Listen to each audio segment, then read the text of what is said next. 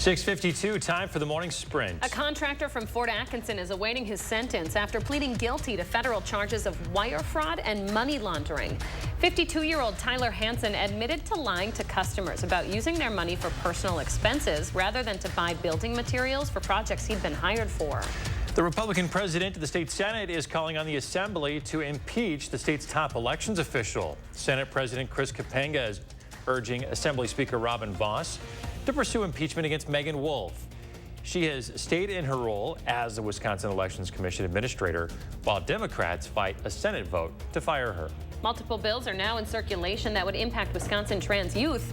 One would ban trans kids from participating in girls' sports. A second would prohibit kids younger than 18 from receiving gender-affirming care unless they're addressing life-threatening illness, injury, or genetic disease. Governor Evers is expected to veto both bills. Dane County Executive Joe Parisi is retiring. He says he plans to do so in May. It was 2011 he was elected for the first time with 70% of the vote, a position he's held ever since. He has led the county through quite a bit, including the COVID-19 pandemic.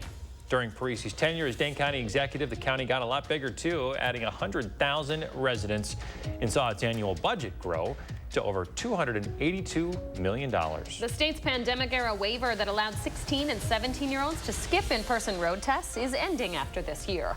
The Department of Transportation says starting next year, drivers under the age of 18 will once again need to pass a behind-the-wheel road test at the DMV. More than 144,000 teenagers utilized the waiver at the time.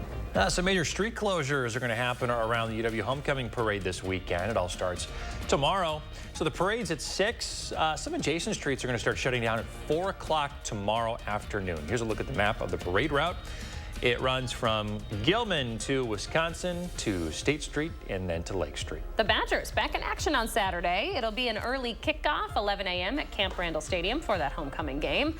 Unless you're there, you're going to need a Peacock subscription to watch. The streaming service has the rights to Saturday's game against Rutgers. There is no free trial offered either, so 1 month of the service would cost you $5.99 plus tax.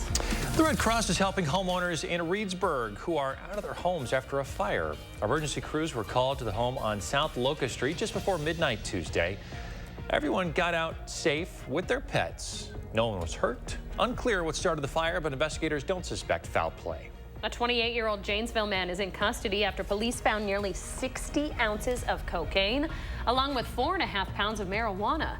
Officers arrested the man a little after noon yesterday at a Quick Trip on East Milwaukee Street here in Madison.